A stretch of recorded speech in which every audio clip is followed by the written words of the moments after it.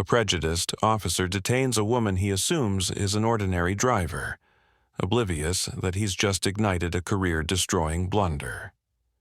What unfolds when she dials a number that flips the script entirely? Share your thoughts below. She didn't waver. Latoya Jackson sat still in her sleek charcoal Ford Explorer, her thumb brushing the rugged GPS screen bolted to the dash. She wasn't lost. She was recalibrating. Fort Mitchell's winding roads had morphed after decades of upgrades, and even seasoned commanders could falter when the terrain played tricks. Red and blue lights flared in her rear view. The hum of Georgia highway traffic dulled as her gaze flicked to the pulsing glare behind her. She exhaled, not from nerves, not even annoyance, but that bone-deep sigh black folks know too well, the kind that slips out when the past nudges you, murmuring, "Here we go again." She rolled the window down. "Hands where I can see 'em." The command was harsh, overblown, meant to rattle. Officer Dale Carver gripped his belt, one hand twitching near his holster, his tone already painting her as trouble. Latoya's hands rested at 10 and 2 on the wheel, her short nails drumming faintly, a habit to steady her pulse. She stared ahead, shoulders firm, her poise honed in battlefields, not charm schools. "Ma'am, license and registration," he barked, impatience sharpening his words. "Reaching now," she replied evenly. He didn't respond, just eyed her like she might pounce. She moved with care, easing the papers from the glove box, her motions slow as any black elder had taught since forever. Sudden moves could cost you no matter your rank. To Carver, Latoya Jackson, 42, was just another ma'am in a shadowed SUV on the highway's edge, not a woman with 2 stars pinned to her uniform. Her tours in hostile zones and briefings with global leaders meant nothing to him. "Registration's current," she said, voice steady, polite. "I stopped to fix my GPS. Nothing wrong with that." He ignored the papers, stepped back, hand near his weapon, thumb restless. Out of the vehicle. She turned slowly. "I'm not under arrest." Across the road, a guy in a silver Honda aimed his phone at them. Another car slowed. Someone yelled, "Why's she stopped?" She didn't do squat. Carver didn't flinch. Latoya glimpsed the phone's glow across the asphalt. She wasn't shocked. Truth only stuck these days when it hit the internet. She unclipped her seatbelt, stepped out, every move smooth, deliberate, the kind of precision you earn when you know the stakes of authority. "Got weapons?" Carver snapped. She pivoted slightly, showing both sides. "No, officer. I'm active duty. My gear's locked on base." He scoffed. "Oh, now you're military." "Active duty," she corrected, calm. "Yeah, right. What, you fix trucks?" He sneered. Latoya didn't bite. Time stretched. Traffic crawled past, onlookers unsure if this was a lesson or a disaster unfolding. Her pulse held steady. She'd faced deserts, jungles, and DC's back rooms. This guy wouldn't rattle her. He circled her SUV, tapping the rear glass with his flashlight, hunting for a flaw to pin on her. He returned. "Anything in there I need to know about?" "No, officer." "Tinted windows. Illegal." "Legal for military rigs. I've got proof." "Don't need your speech, ma'am," he cut in. That ma'am again. Not Colonel, not Jackson. Just a vague, loaded label dripping with doubt. A beat. She shifted slightly. "Officer, I'd like to call someone. This isn't routine anymore." "Oh, you'll call all right," he muttered.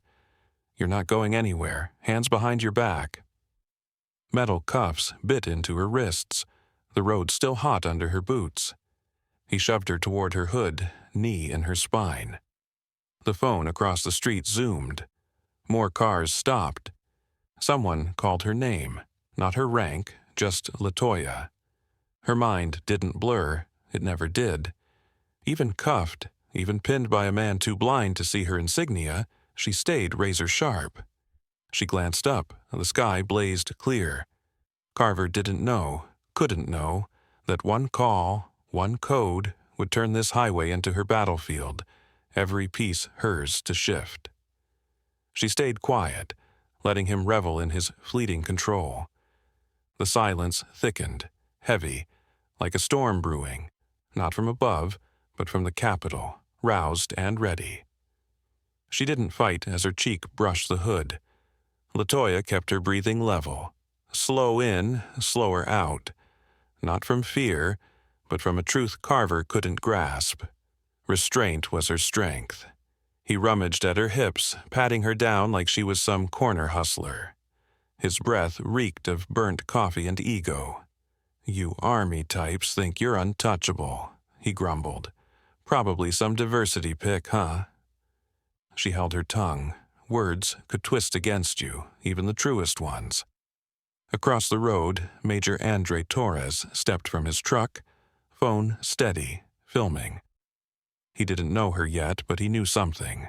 Andre saw her stance, her bearing. She wasn't just anyone. He'd clocked enough years to spot rank in a heartbeat. Carver, clueless, keyed his radio.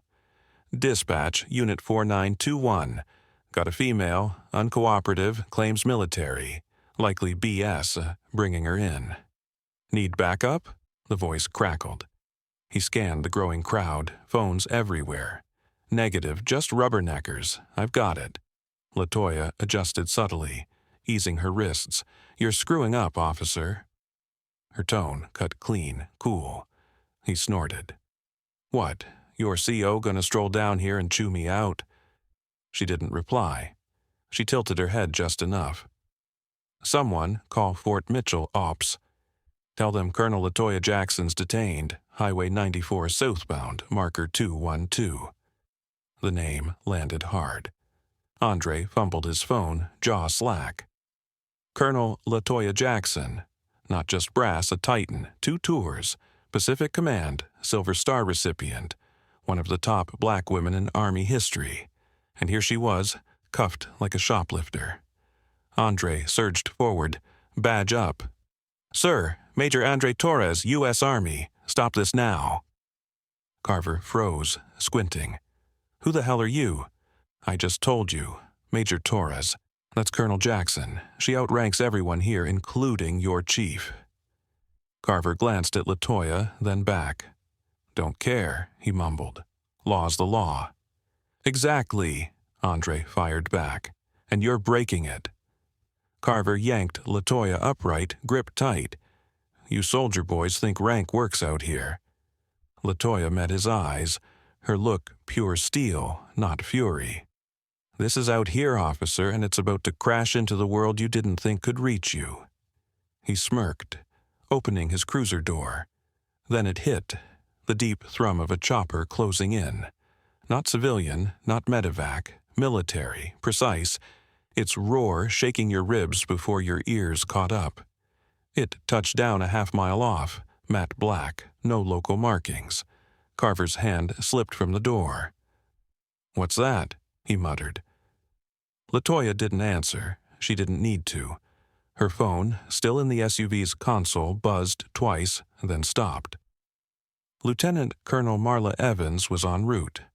A dark Tahoe screeched up, government plates gleaming. The passenger door swung open before it fully halted. A woman stepped out, crisp gray suit, hair in a tight knot, eyes like lasers. "Marla." Andre eased back. Carver didn't budge. "Who's behind this mess?" Marla's voice wasn't loud, just heavy with authority. Officer Carver," he started. "She's uncooperative, maybe faking military status." Marla cut him off with a raised hand. He blinked, thrown. She strode to Latoya, still cuffed, and sized her up. "You okay, Colonel?" "Fine," Latoya said. "Just waiting for reason to show up." Marla pulled a key from her pocket, unlocked the cuffs in 3 seconds flat. Andre exhaled hard. Marla wheeled on Carver. "You cuffed a 2-star colonel without checking her ID, ignored her rank, and broke federal rules on active duty personnel. Know what that means? Carver gaped, words failing. Stop talking, Marla snapped. Every syllable's bearing you deeper. He stumbled back, eyes darting. Phones, dash cams, even a drone buzzing above caught it all. Latoya rubbed her wrists, red but unbowed. Carver stammered about duty.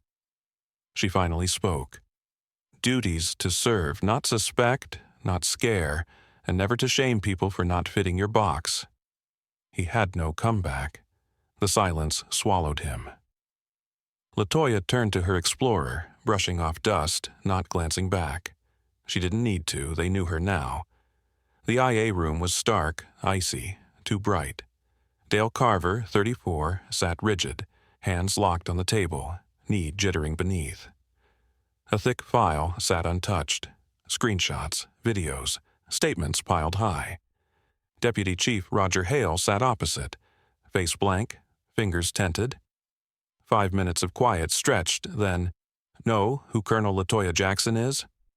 Carver swallowed. He'd heard it nonstop, news, protests, locker room whispers. "Yeah," he croaked. "Now I do." Hale leaned back. "Not when you cuffed her, though." "She didn't give her full name," Carver said. Said active duty, but people lie, Marines, congressmen. One dude swore he was related to Drake. Hale didn't crack a smile. "She resist?" "No." "Threaten you?" "No." "Insult you?" "No." Hale tapped the table, slow, steady. "So why'd you push it?" Carver faltered. She brushed me off, didn't jump to obey, felt like she was hiding something. Like her rank, her badge, her damn service record? Hale's voice stayed flat, but it stung. "I didn't see any at first," Carver muttered. "She was messing with her GPS when I rolled up. Why'd you stop her?" "Parked on the shoulder." Hale stared, silent. Carver dropped his gaze. After a pause, Hale spoke, softer. "She's a colonel, Dale. A real one, historic. You cuffed her like she was loitering at a truck stop." Carver's mouth opened, empty. "You shamed us," Hale pressed. "This department, this town, and you handed every critic a fresh poster with your face on it." Carver looked up. "I didn't do it 'cause she's black." "But she is," Hale shot back. "And you did it. Intent or not, the world connects the dots, and they're lining up straight." Across town, Latoya sat in her sister's dim condo, boots off, hair loose, mind still wired.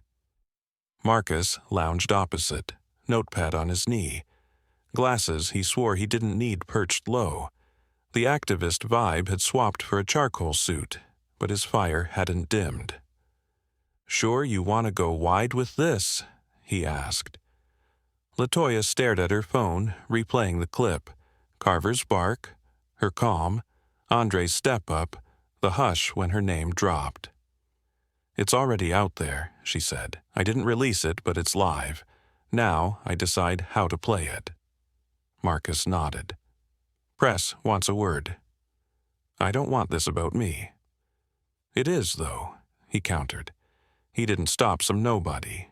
He stopped you, a woman who's led brigades, bled for this country, outlasted wars most only see on cable. You're a beacon." "Not here to be a beacon," she said. "Too late," he replied. "Question is, what kind you gonna be?" She set the phone down, weighing it all. "What would you do?" she asked quietly. "Me as you? Press conference, name him, push for his badge, rewrite policy, make every cop in that precinct study your tape till they're sick of it," she smirked. "And as you?" He paused, eyes soft. "I'd say this ain't vengeance. It's duty." She nodded, silent. Outside, kids clustered with signs. One read, "She guards us. Who guards her?" The bell chimed. Latoya rose, steady as ever, Marcus trailing. She opened the door. Major Andre Torres stood there, cap in hand. "Wasn't sure I should come," he said. Latoya stepped aside. "You're welcome here?" Andre entered, scanning the room. medals on a shelf, photos of her with troops of every shade, grinning like kin. "Just came to say thanks," he said. "For what?" "How you held it together. I'd have lost it." She smiled faintly. "Takes practice." He met her gaze. "That day shifted something. And that video's got legs. It'll outlast us. And this time, the good guy doesn't go down." She chuckled, soft, the kind that hides a bruise still fading. "Regret not pushing back?" he asked. She shook her head. "Number? If I had, you wouldn't be here, nor that camera." He'd have scripted the end. Now the world's got the pen. Her phone glowed. "Lieutenant? Call him Marla Evans. POTUS wants a quiet sit-down, public ripple. You in?" Latoya stared, then locked it.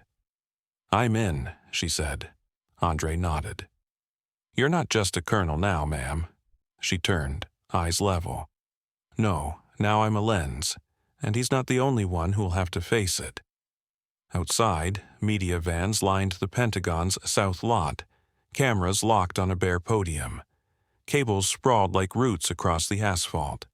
A crowd pressed the barriers. Some waved flags, others hoisted signs.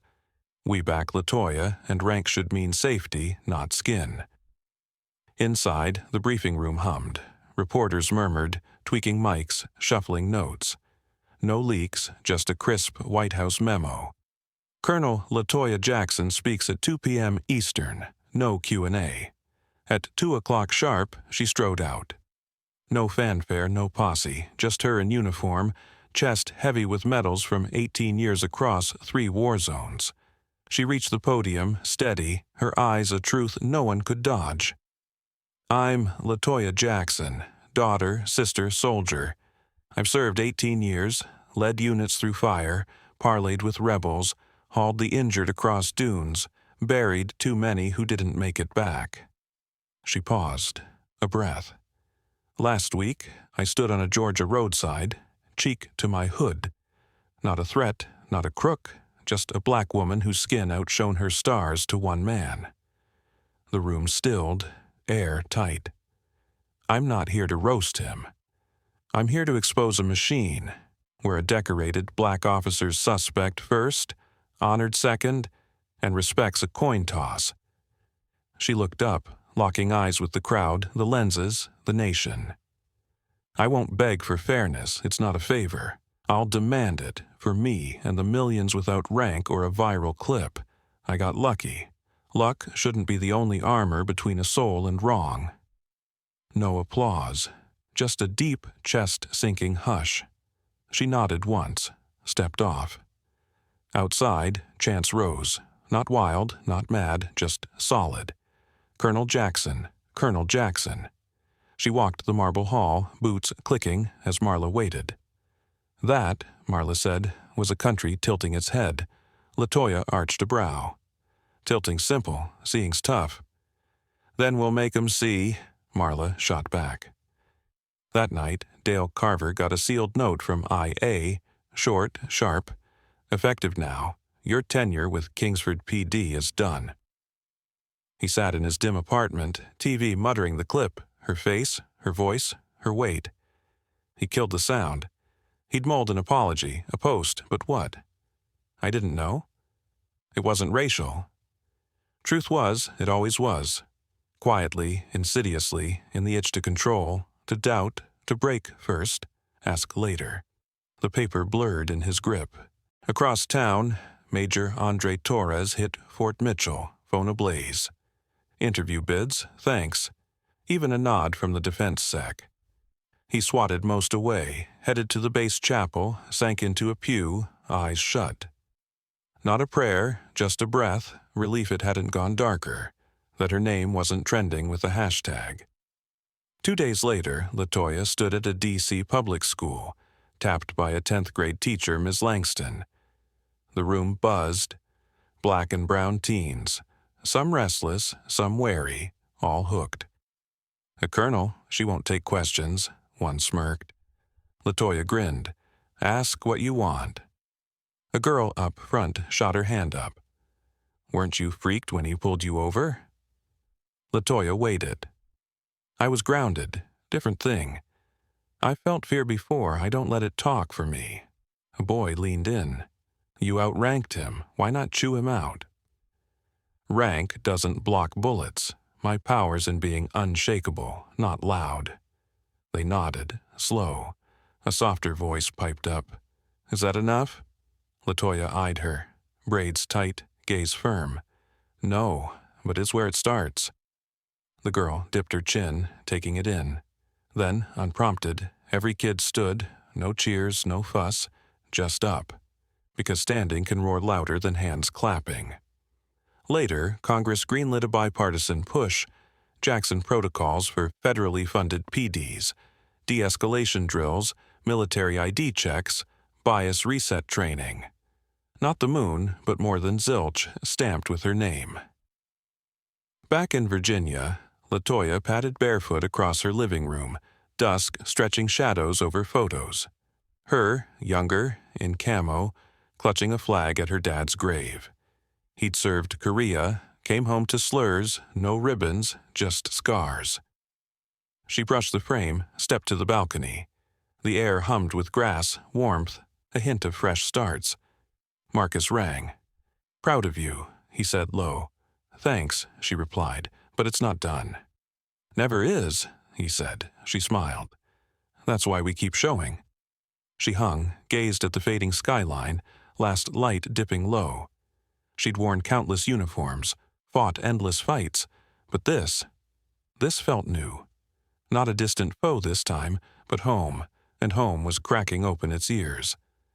That night she slept steady, a soldier still marching. 3 weeks later, Latoya sat in a Pentagon annex, Marla at her side, facing a slim stack of brass. Generals, aides, a suit from state. The room smelled of polish and power. Colonel, a gray-haired one-star began. Your incident's a lightning rod. Protests, op-eds, foreign press even. U.S. military hero cuffed like a thug. How do we spin it? Latoya leaned forward. Don't spin, own it, fix it. I'm not your PR prop, I'm your wake-up. He blinked. The suit scribbled. Marla smirked. She's right. This isn't a story, it's a signal. The one-star nodded, slow. Policy's shifting. Your protocols are live, but the optics don't bleed, Latoya cut in. People do. Focus there. She stood, done. Outside, a protest swelled. Not loud, just thick, signs bobbing. Latoya's fight is ours. She didn't wave, just watched. Back home, Marcus crashed on her couch, legal pad scratched with notes. They're calling you a movement now, he said. I'm no movement, she replied, just a mirror. He grinned. Mirrors move mountains. She didn't argue. Too tired, too true. The TV looped her speech again. Next day, Dale Carver packed his locker at Kingsford PD, badge gone, air heavy with side-eyes from ex-colleagues. A rookie muttered, "Screwed us all, man." Dale didn't bite. Guilt chewed enough. He drove home, radio off, replaying her words, dignity's conditional. He thought he was fair, blind. Now he saw the tint in his lens. Across state lines, Andre spoke at a base rally, short, sharp. She stood tall so we could too. Claps rang. He meant it. Latoya's phone pinged. Marla. Senate's watching. More reforms brewing. She locked it, exhaled. That evening, she hit a diner off I-95, low-key, solo. A waitress, mid-50s, slid her coffee over. Saw you on TV, hun. Thank you. Latoya nodded, quiet. The cup warmed her hands, grounding her. Outside, a kid taped a flyer to a pole. Her face, justice now. She didn't flinch, used to it by now. Back at Fort Mitchell, Andre briefed recruits, her video cued. This, he said, is what real strength looks like. They watched, rapt. Latoya didn't know, didn't need to. Her echo was already out there, carving its own path. A month on, Latoya stood at a community center in Atlanta, facing vets, old, young, scarred, proud. A grizzled guy, Vietnam patch on his vest, asked, How'd you not snap? She met his eyes. Snapping's easy, holding steady's what lasts. He nodded. Fist bumped her knuckles. Respect, not pity. The room hummed with stories like hers, quieter but no less real. Her phone buzzed. Marcus. DOJ's sniffing around Kingsford PD now. She smirked. Good. Carver's shadow was shrinking. Hers was stretching, not by choice but by force of what she'd weathered. That night, she crashed at a friend's cabin, woods thick around her. Stars punched through the dark, no city glow to dull them. She sat on the porch, beer in hand, the replaying the stop in her head. Not the cuffs, not the shove, the moment she chose calm over chaos. It wasn't weakness, it was winning. Her dad's voice ghosted through, "They'll test you, baby, outlast 'em." She had. Next day, NPR ran her story. Colonel Jackson, the face of change? She didn't listen. Change wasn't her face, it was her fight. 2 months later, Kingsford PD rolled out Jackson protocols, cops grumbling through bias drills, body cams mandatory now. Dale Carver flipped burgers at a dive bar, eyes hollow, avoiding newsstands with her name splashed bold. Latoya didn't care. His ruin wasn't her goal.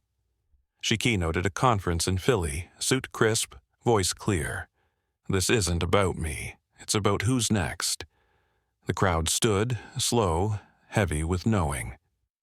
She left the stage, slipped out back, let the applause fade. Marcus texted, "You're trending again."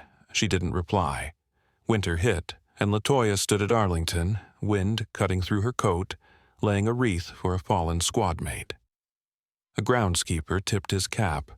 "Proud of you, Colonel." She nodded, throat tight. Duty wasn't just battle, it was this, carrying the weight so others might not. Back home, her TV flickered, pundits debating her legacy. She muted it, poured tea, sat still. Legacy wasn't hers to claim, it was theirs to build. Andre called. "Recruits ask about you daily." She smiled. "Tell them to keep showing up." He laughed. "They will."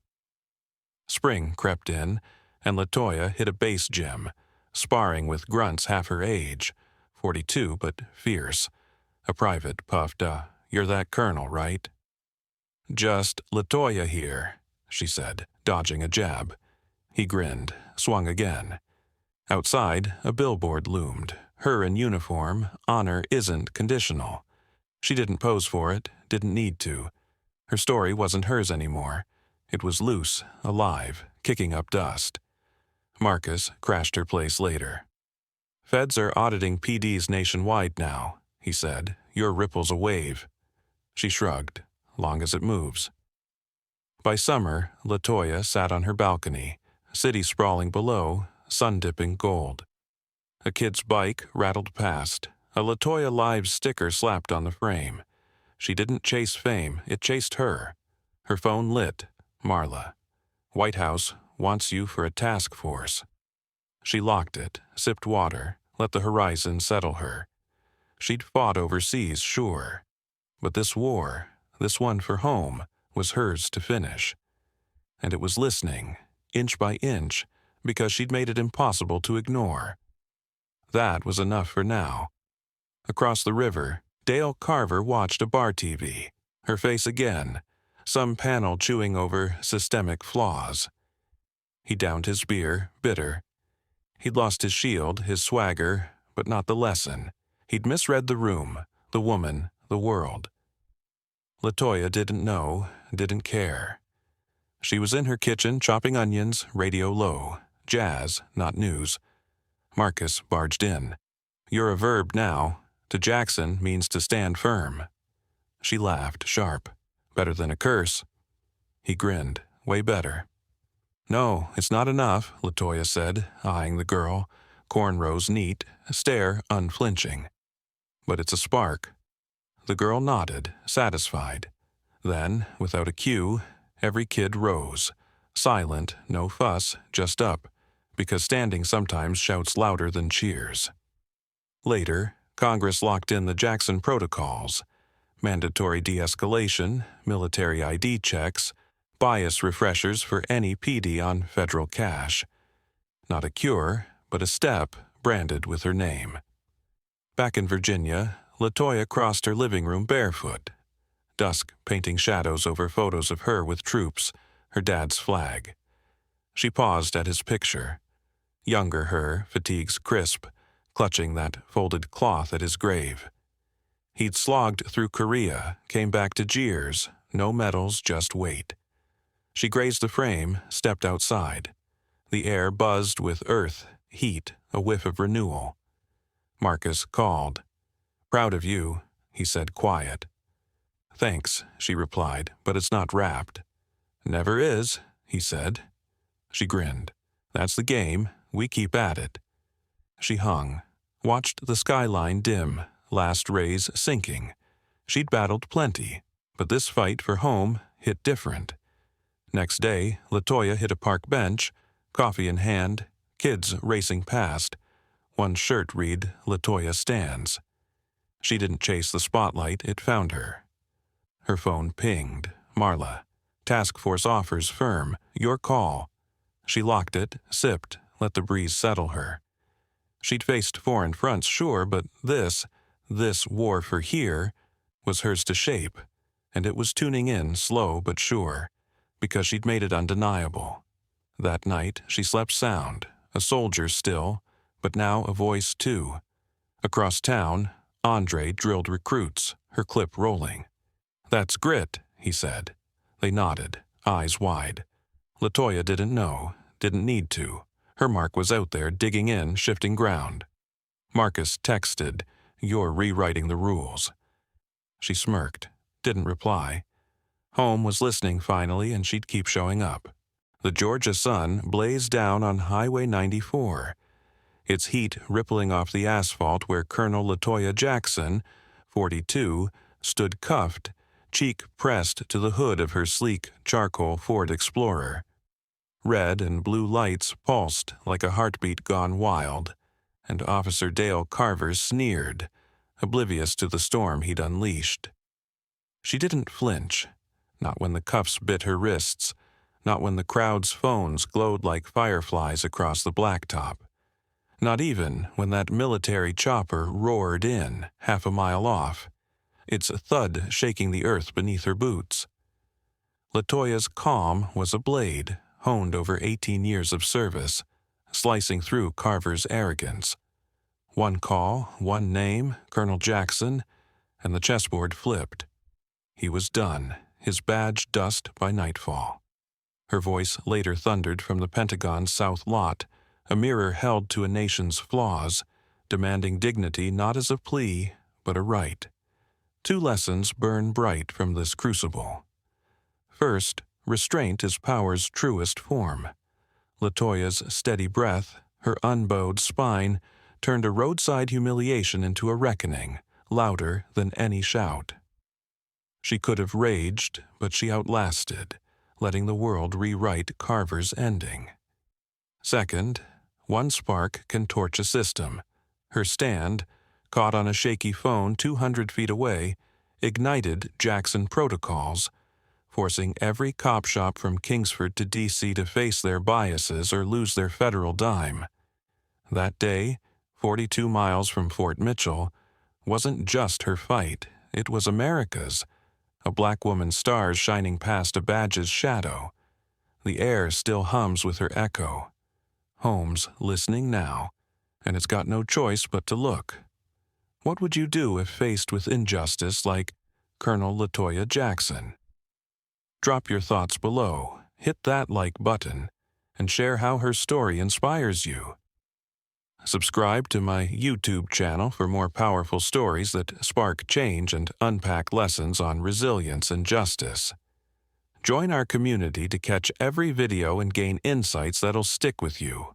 Let's keep the conversation rolling.